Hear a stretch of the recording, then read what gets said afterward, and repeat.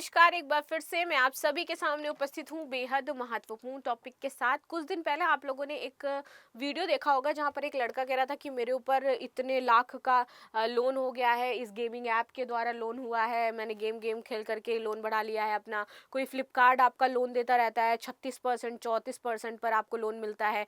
Other जो ऐसे छोटे छोटे प्लेटफॉर्म्स हैं आपसे कहते हैं कि लोन ले लो हमसे, आपके पास मैसेजेस आते रहते हैं। तो अब जितने भी इन रेगुलेटरी आपके लोन होते हैं इन सभी को गवर्नमेंट क्या कर रही है, बैन करने वाली है। यानी कि अब ये जो आपको पेटीएम लोन दे रहा था, फ्लिपकार्ट वगैरह से, फोन पे से जो आपको लोन मिल रहे थे, इन सारी कंपनियां जो आपको लोन दे रही थी, अब ये सब रेगुलेट होंगी और किसी भी तरीके से ऐसे अनियमित ऋण ये किसी को नहीं दे सकती है।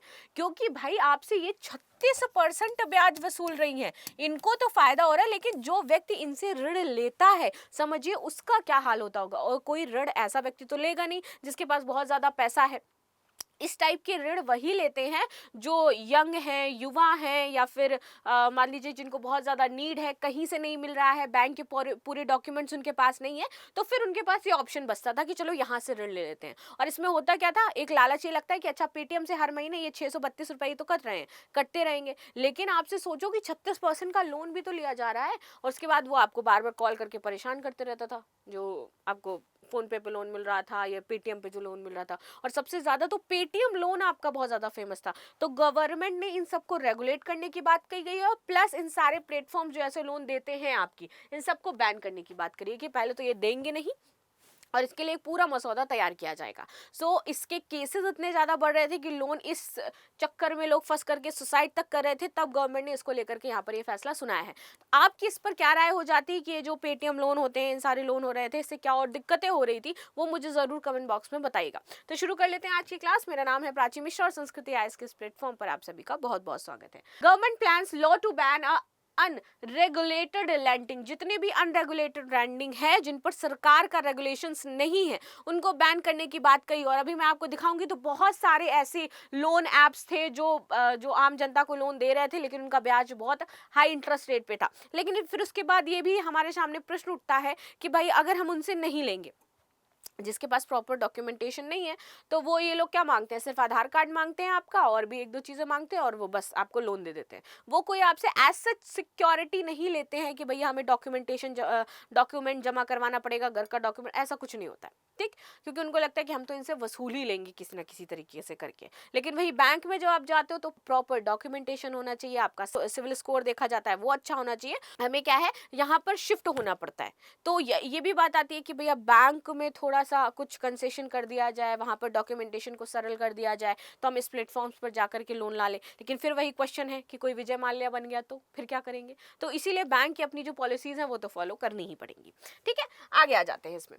तो भारत की केंद्र सरकार ने डिजिटल प्लेटफॉर्म सहित अनियमित संस्थानों द्वारा की जाने वाली जो शिकारी ऋण देने की प्रथाओं हैं, इनसे निपटने के लिए कानून बनाने का मसौदा तैयार कर दिया है, ठीक है।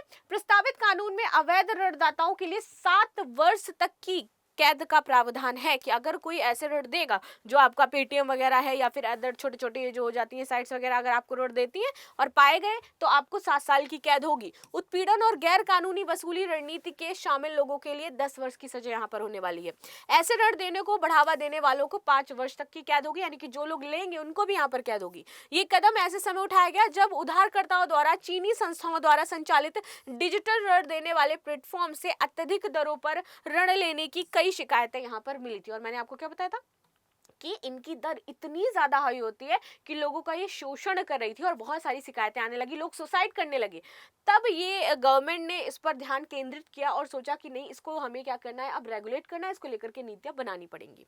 ये प्लेटफॉर्म अक्सर चूक के मामले में ग्राहकों को ब्लैकमेल करके परेशान करते थे। उत्पीड़न के कारण उधारकर्ताओं द्वारा आत्महत्या करने के कई मामले सामने आए, और जिससे बाद में केंद्र ने यह कदम उठाया है।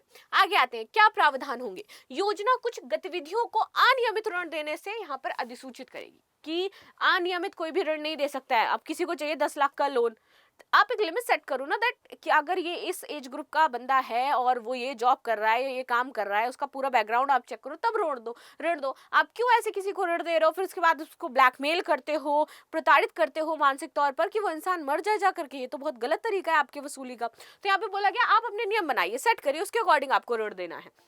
इसमें एक समकक्ष प्राधिकारी को इस क्षेत्र को विनियमित और ऋणदाताओं पर एक डेटाबेस बनाने का काम सौंपा गया है। सचिव स्तर के अधिकारी की अध्यक्षता वाले प्राधिकरण के पास ऋणदाता के खाते को स्थायी रूप से कुर्क करने और डेटा मांगने का अधिकार अब होगा। एजेंसी को प्राप्त सभी सूचनाओं को सीबीआई या फिर राज्य पुलिस के साथ साझा करना होगा। जो भी एजेंसी है इस तरीके की, सभी डेटा वो यहाँ पर साझा करेंगी इंडियन गवर्नमेंट के साथ।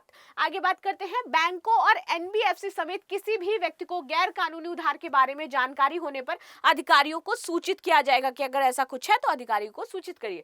प्रस्तावित कानून के तहत अपराध संज्ञेय और गैर जमानती होंगे। जितने भी अपराध हैं संज्ञेय और गैर जमानती हो जाएंगे। तो इसके तहत अगर कोई भी देता है ऋण इस तरीके की कंपनियां, तो उसमें अगर कार्रवाई होगी तो गैर जमानती है, वो जमानत नहीं मिलेगा। ये सबसे कठोर सजा उन लोगों के लिए आरक्षित है जो उधारकर्ताओं को परेशान करते हैं।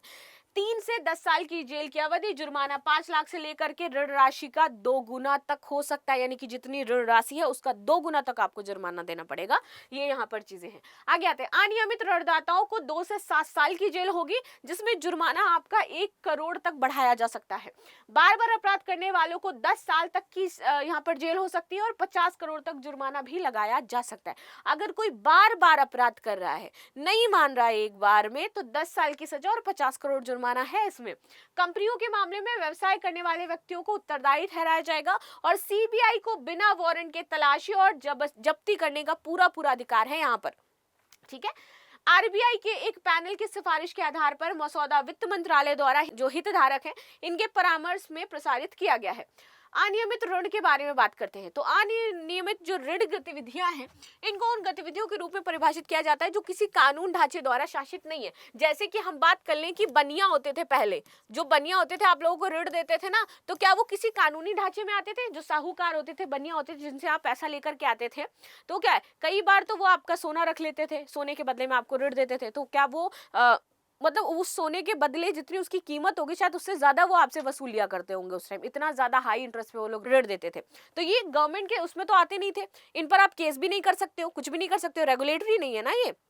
वैसे ही सेम इनके साथ भी है, ये कानूनी ढांचे के अंतर्गत नहीं आते, ये रेगुलेटरी नहीं है। अगर आपने इनसे ले लिया और ये आपको परेशान करेंगे तो इसकी शिकायत आप कहाँ करने जाओगे? सेम इनकी शिकायत आप कहाँ करने जाओगे? तो इसीलिए ये वाला सिस्टम बंद किया गया, लेकिन एक नया सिस्टम ऑनलाइन में आ गया। सरकार फिर इसको अब रेगुलेट कर रही है कि नहीं, आप ऐसे परेशान नहीं कर सकते किसी को, जो व्यक्ति और संस्थाओं द्वारा की जाती है, जो भारतीय रिजर्व बैंक, आरबीआई या अन्य नियामक निकायों का अधिकृत नहीं है। और अगर आप आरबीआई के अंडर आ जाओगे तो ऑफकोर्स फिर तो कोई दिक्कत ही नहीं। अगर कोई ऐसे आपको परेशान करता है तो आप जाकर के शिकायत दर्ज करवाइए, उसके ऊपर मुकदमा किया जाएगा, जो सजा का प्रावधान है वो होगा।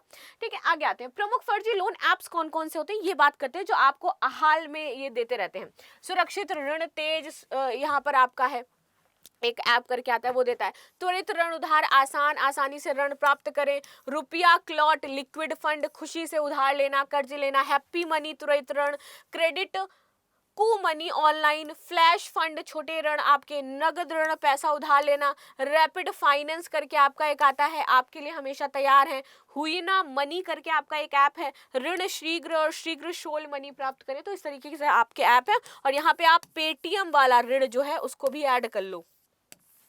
ठीक है, वो भी देते हैं। आगे आते हैं, हाल ही में केंद्र सरकार ने निम्नलिखित में से किसके लिए कानून का मसौदा तैयार किया है? डिजिटल प्लेटफॉर्म, शिकारी ऋण, अनियमित संस्थाओं या फिर उपरोक्त सभी के लिए। सो कमेंट में मुझे इसका आंसर जरूर दे देना। एंड ये बहुत ही एक ऐतिहासिक फैसला होने वाला है सरकार के द्वारा कि इन चीजों को रेगुलेट कर रही है, ताकि फ्यूचर में ऐसे केसेस देखने को ना मिले। अगर आप में से किसी ने भी इन कभी ऐप से लोन किया है और आपको इस तरीके का फेस करना पड़ा है तो डोंट वरी, अब गवर्नमेंट आपके लिए पूरी तरीके से रेडी है। सो आप सभी मुझे कमेंट में जरूर बताइएगा कि वीडियो कैसा लगा है, अपने जो व्यूज हैं जरूर रखिएगा। मिलते हैं नेक्स्ट क्लास में, तब तक के लिए धन्यवाद। लाइक शेयर सब्सक्राइब करना बिल्कुल भी ना भूलें, and thank you so much.